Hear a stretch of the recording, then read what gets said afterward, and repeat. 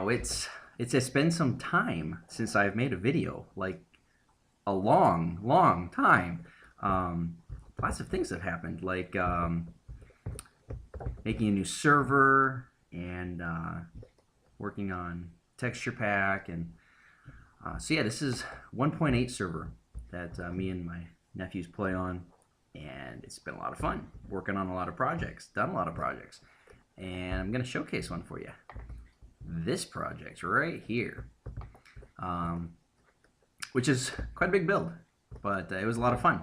So let me show you around. This is the garden area, and it's just meant to pretty up the bottom. And basically, what this whole big structure is a big mob tower, mob grinder, and it's based on Daedalus 822's design. And I made some modifications for my own purposes, and I'll get to those in a minute. But yeah, so this whole big spiraling base is the storage portion, and made a cool design going up. My nephew Matthew helped me with that, and I give props to him because he did a lot of work on this.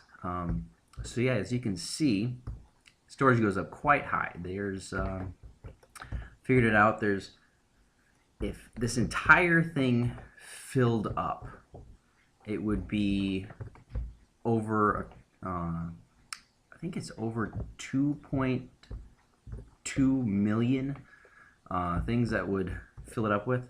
And as you can see, it takes out basically every mob that is in the game. Somehow it even spawns spiders. I'm not sure how, but it does. And it's all sorted upstairs and brought down here. There's at least 82 double chests full if this thing maxed out. So yeah, that's the storage system, and down here is our way to get to the storage system from the portal. Nice safe way to go through the nether. But now I'll show you some of the guts of it. So here's the entrance to the back, and you can see how the many chests are just stacked way up. And yeah, cut down a few forests to make these chests. And yeah, there's 82 double chests and 10 different sorters, so 820 double chests. So what is that, 1640 chests that we made. As you can see, a lot of comparators. Hey, look, that one's turned around backwards. I gotta fix that sometime. And then up here is the sorting system. And apparently this thing can produce so many mobs that items can get skipped. So it's actually a double system. So there's 2 bone stoppers, there's 2 arrows, 2 of everything. So they get sorted here, and then they're brought down and sent off to their respective chests. So now I'll show you the upstairs, and from the outside you can see through this glass as all the mobs are falling. I'll get that later in the video. So we'll go up here to the killing pads, and my biggest change that I did from Daedalus's design was I made it so you can turn them on and off. And this is what they are. They are slimes, big slimes on minecarts, and they are all named. There are 4 columns of 10 each. So there's 40 slimes, and we had to build a slime farm to get them all, and then brought them all the way up here in minecarts, named them all. Now, unfortunately, I found out that there's a glitch in Minecraft that even name-tagged mobs despawn. So it's really annoying because sometimes we'll come up here and they're just missing, and then we got to figure out a way to replace them. It's really annoying, big pain. But yeah, so then if you go all the way up to the top, this block right here is on the very top, so you can't place anything above this. And I'm going to get lag here because every time I do that, it has to recalculate all the light interior. So On the outside, I'm not going to quite show you the outside yet because I want to see it from the outer ring. There's a facade, a cool looking thing that I built around the outside just to make it look better. And that just keeps you interesting. Doesn't look, just flat walls of it. So let me head down, and I wonder if I could actually make this shot. I did. Haha! What do you know? So this is the AFK ring. And as you can see, the only way to get up here is portal. And it's a glass ring that goes around the entire thing. And we're 220 blocks up in the air. So, yeah, it's a little bit of a fall, which I couldn't possibly have fallen off of here at all. No. So this is what the outside looks like. It's murals of the mobs. So that's the skeleton.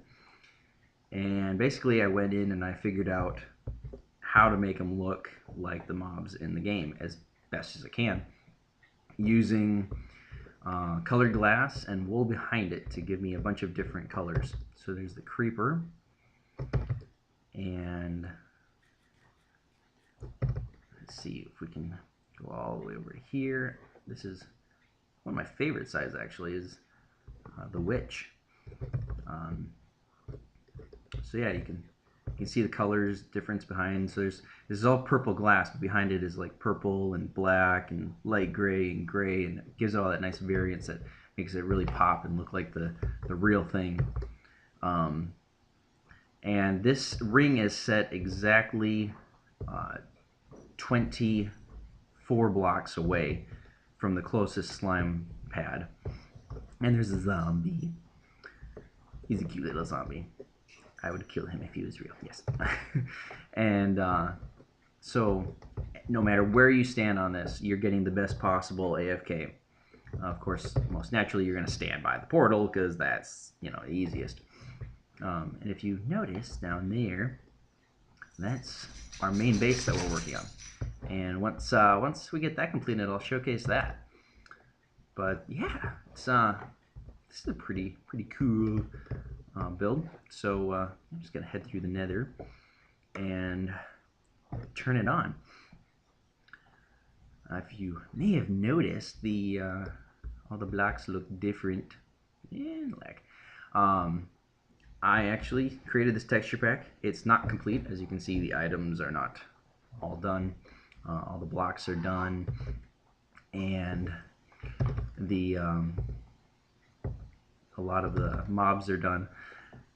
And if anybody wants it, I'll be making it available as soon as I get it completed.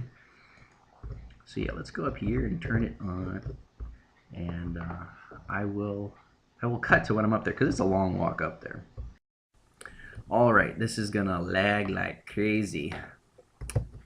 But here's a switch which turns it all on. Well, it turns the lights off. Wait for it. Wait for it. It even lags when I'm not recording. It's a bit of redstone. Come on, any day now. Come on. There it goes. Come on. All turns off. Okay. So it takes it a while to warm up, and it does not work that well at night because of the mobs spawning on the ground, but it will work once I get to the portal. At the AFK, you're far enough off the ground that most things don't spawn or despawn right away. So I'm going to cut to the portal. All right, we're up here and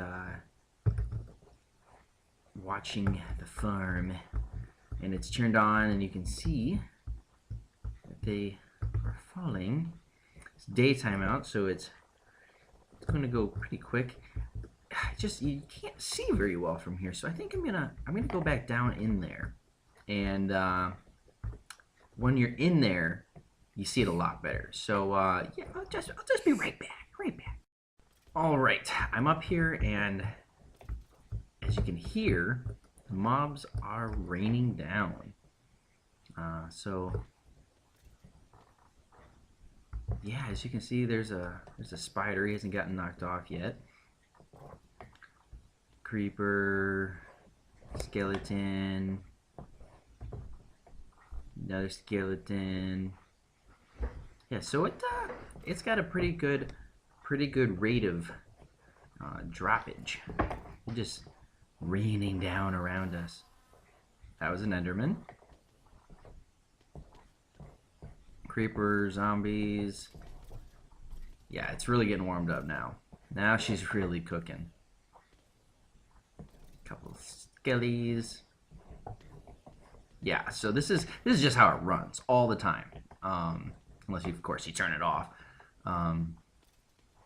And you know, as long as you're close enough and either here or in the AFK ring. Now, one issue it does have is if you put the AFK spot down here, which is a viable spot, this drop floor is not far enough for some of the mobs with like feather falling armor, or even sometimes full suits of armor will allow them to live with just a little bit of health left. So that's why the AFK ring for me is way out there. So anything that falls down here, like this guy, I think if they're in the bottom one, they sometimes survive. It's really annoying. He'll despawn, so it won't clog up the whole thing. But that's no biggie. So yeah, I have not yet AFK'd at this thing for very long. My nephew did, and he spent about an hour and a half AFKing, and it was approximately a double chest full of normal items. That would be zombie, you know, rotten flesh, gunpowder, bones, arrows, that sort of thing. And of course, the witches drop so much lower and everything. But yeah, that's about the whole thing. So yeah, if anybody wants an instructional video, just let me know. I can do one of those on how to make the spawning pads. And yeah, until next time.